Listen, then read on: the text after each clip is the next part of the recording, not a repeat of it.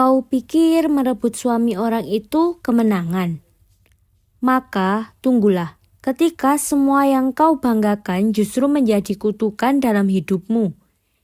Itulah yang dialami Rani, seorang wanita cantik yang berhasil merebut suami sahabatnya sendiri. Ia sempat hidup bergelimang cinta dan kemewahan, hingga satu persatu hal aneh dan mengerikan mulai terjadi di rumah barunya.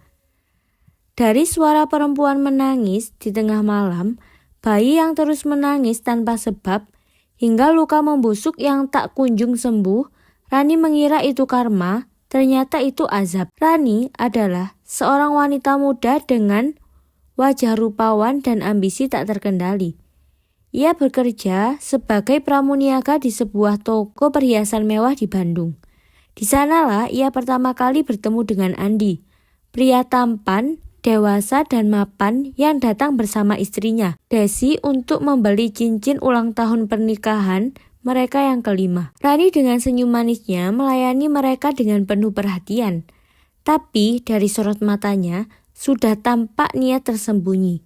Ia mengamati cara Andi memperlakukan Desi, melihat kelembutan, perhatian, dan tentu saja saldo rekening yang ia lihat saat transaksi. Disitulah semua bermula. Suaminya baik banget ya, Desi beruntung, gumam temannya. Tapi Rani hanya tersenyum samar. Dalam hatinya berkata, Desi beruntung sekarang, tapi sebentar lagi aku yang akan mendapatkan semuanya. Rani mulai mendekati Andi secara perlahan. Awalnya hanya sekedar mengirim pesan WhatsApp, terima kasih karena sudah membeli di toko. Namun dari terima kasih itu berlanjut menjadi apa kabar, lalu boleh cerita enggak? Dan akhirnya menjadi percakapan rutin setiap malam. Andi yang awalnya hanya menanggapi sopan, perlahan merasa nyaman. Rani pandai memanfaatkan celah. Setiap Andi mengeluh tentang pekerjaan atau rumah tangganya, Rani selalu menjadi pendengar setia. Kalau aku yang jadi istrimu, mungkin aku gak akan banyak menuntut kayak Desi. Kata-kata itu dilemparkan Rani dengan suara lembut dan mata teduh. Andi tertawa waktu itu, tapi dalam hatinya mulai goyah. Beberapa bulan kemudian, hubungan mereka sudah lebih dekat dari sekedar sahabat curhat. Mereka mulai bertemu diam-diam, kadang di kafe, kadang di hotel. Andi mulai jarang pulang, dan Desi pun mulai curiga. Tapi setiap kali bertanya, Andi selalu bilang, kerjaan sayang. Desi akhirnya menemukan bukti foto-foto Rani di ponsel Andi, percakapan penuh rayuan, dan bahkan bukti booking hotel. Dunia Desi runtuh.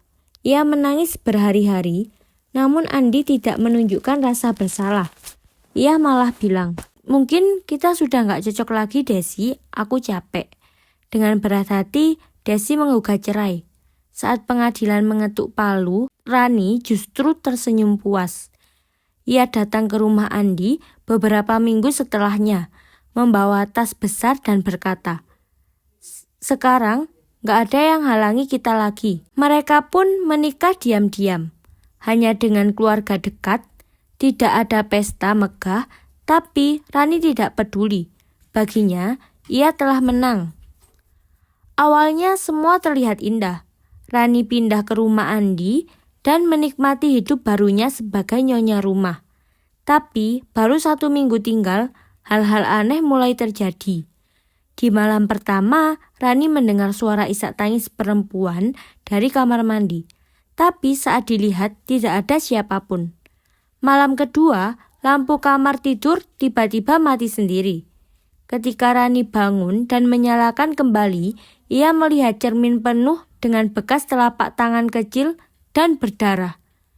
Andi hanya menganggap Rani terlalu capek, tapi Rani tahu ada sesuatu yang tidak beres. Ia mulai merasa ada yang mengawasinya. Setiap malam, kadang mendengar suara Desi berteriak dari dalam lemari. Tapi ketika dibuka, kosong. Rani hamil 3 bulan setelah menikah. Namun, kehamilannya terasa berat dan tidak biasa. Setiap malam, bayi dalam kandungannya menendang tanpa henti. Dokter bilang normal, tapi Rani tidak percaya. Setiap tengah malam bayi itu menangis. Setiap malam bayi itu menangis padahal belum lahir. Suara tangisan bayi terdengar di rumah mereka. Awalnya Andi mengira itu tetangga, tapi suara itu hanya terdengar di kamar mereka. Bahkan kadang terdengar dari dalam perut Rani.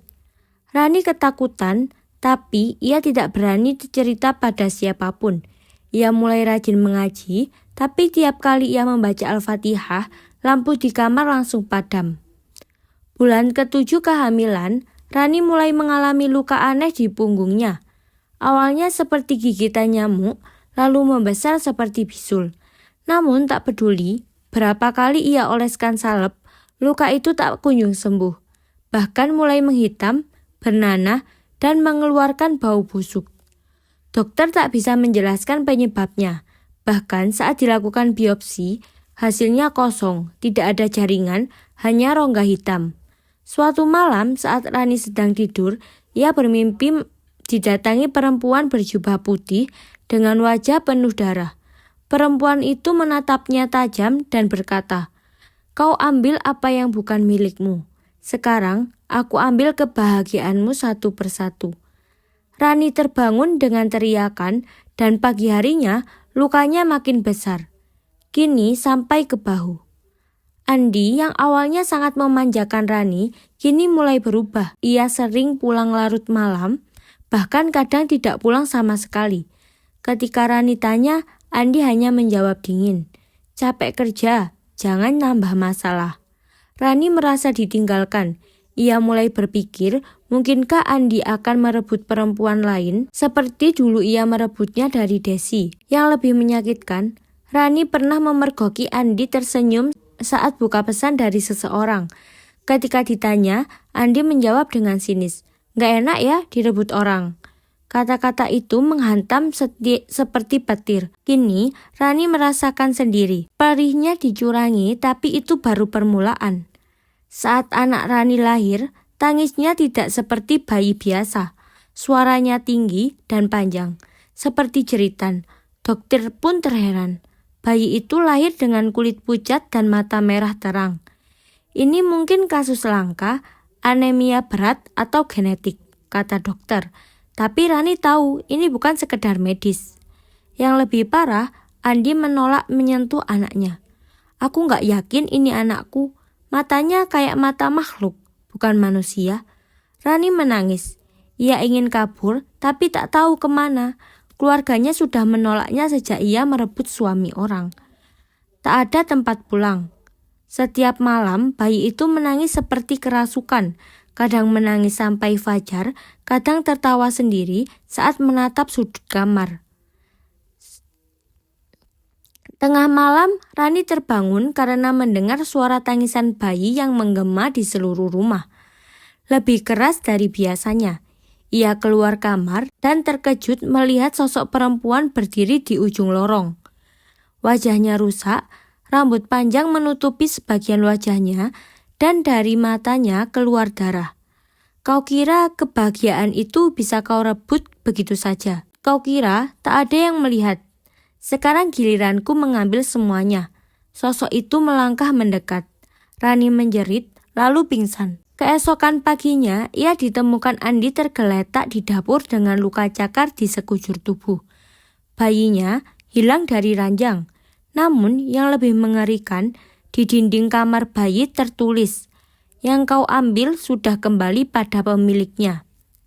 Rani kini dirawat di rumah sakit jiwa. Ia tak pernah bisa menjelaskan apa yang terjadi. Andi meninggalkannya dan kembali kepada Desi untuk meminta maaf. Tapi Desi tak sudi melihatnya lagi. Anak mereka tak pernah ditemukan. Namun suara tangisannya kadang masih terdengar dari rumah tua yang kini kosong tak berpenghuni. Dan Rani, ia menghabiskan hari-harinya dengan memeluk guling, menyanyikan lagu pengantar tidur, seolah-olah anaknya masih ada. Karma memang datang tanpa undangan, tapi sekali ia tiba, takkan pergi sebelum semuanya dibayar lunas. Jangan pernah membangun kebahagiaan di atas penderitaan orang lain. Apa yang kita tanam, itu yang kita tuai. Jika kita mengambil sesuatu yang bukan hak kita, kelak hidup akan menagih bayaran lebih dari yang bisa kita bayangkan. Cinta yang dibangun dengan pengkhianatan tidak akan bertahan lama. Cinta sejati tidak lahir dari kebohongan dan pengkhianatan. Jika dimulai dengan cara yang salah, maka akhir pun akan penuh luka. Hargai dan lindungi ikatan pernikahan orang lain. Campur tangan dalam rumah tangga orang lain bukan hanya merusak hubungan, tapi juga bisa menghancurkan masa depan sendiri. Jangan iri atas kebahagiaan orang lain karena kita tidak tahu apa yang mereka perjuangkan untuk mendapatkannya. Rasa iri bisa membutakan hati. Rani mengira Desi beruntung, padahal tidak tahu betapa Desi berjuang menjaga pernikahannya. Azab itu nyata, entah cepat atau lambat, pasti datang. Balasan dari perbuatan buruk tak selalu datang dalam bentuk petir atau bencana, tapi bisa berupa kehilangan, kegilaan, dan hidup yang tak lagi utuh.